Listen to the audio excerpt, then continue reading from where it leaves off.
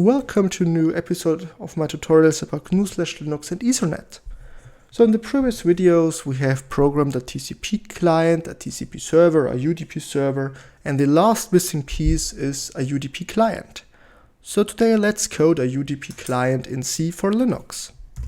So here in the socket folder you can see the sources for my TCP and UDP server and clients. So let me navigate into it, and as a base for today's video I will use the TCP client.c and I will create a new source file I will call UDP client.c. And let me open up a second terminal here so I can view some man pages. Okay, so let's edit our UDP client.c. So in a TCP client, and this is currently the source for a TCP client, what we have to do is we have to create a socket over which we can communicate with the server. Then we have to initialize an address struct with the IP address and the port to which we want to connect to. Then we can use the connect function to connect to the TCP server in this example. And then we can communicate with the TCP server with the send and the receive function. But instead of send and receive, you could also use read and write for a TCP server. Okay. Or a client. And now we want to rewrite this program so it will act as a TCP server. Or a UDP client, sorry. We want to rewrite this TCP client source code here to act as an UDP client. Therefore, let's first take a look at the socket's man page. So here, where we are creating the socket, we are using 3 arguments. The first is the domain or the connection we want to, underlying protocol we want to use, and AFI that stands for use IP version 4. Then the type here stands for the underlying protocol we want to use, and sock stream is used for a TCP server. And if we go down here a little bit, we can see here the type. Sock stream is for a reliable two-way connection-based byte stream. And sockdgram stands for supports datagrams, connectionless, unreliable message of a fixed maximum length, and that's exactly what we need for UDP. So let me change this argument from sockstream to sockdgram. Okay, and then for UDP there is no connecting and accepting phase like in TCP, so I can delete these 6 lines here. And the next difference between TCP and UDP is the functions we need to use for sending and receiving. So here with our TCP server we have used the send function to send data, but for UDP we need to use send-to. So send and send-to, the first 4 arguments are the same, but send-to also has 2 more arguments, and these 2 more arguments describes to which endpoint or address the data should be sent. So the first argument is a pointer to a struct sock address object in which we have the IP address and the port to which it should send the data to.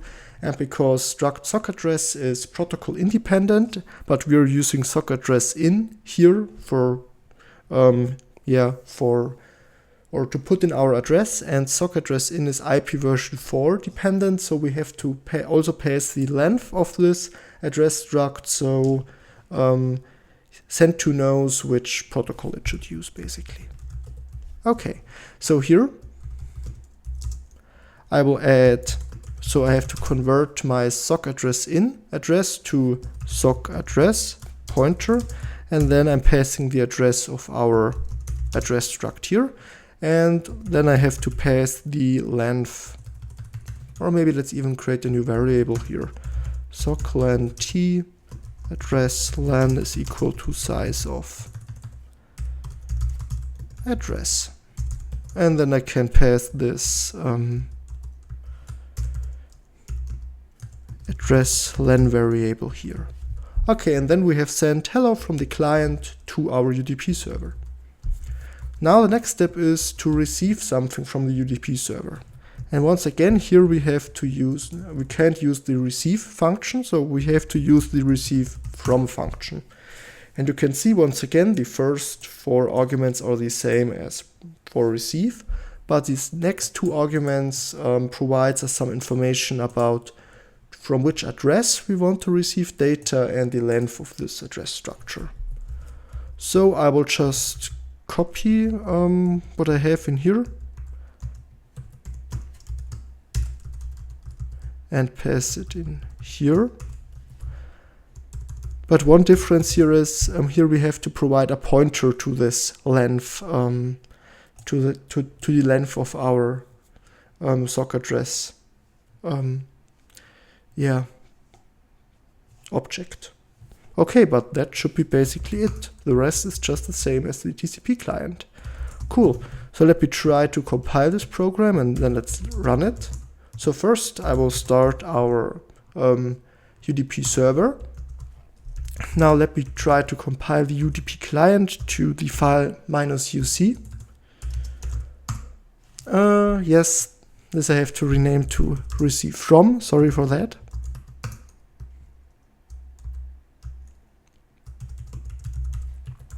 Okay, now the client compiled and I can start the client. So yeah, so the client sends hello from the client to the server. The server prints out here the IP address and the port of the client, and then it sends back to the client. The server says hello.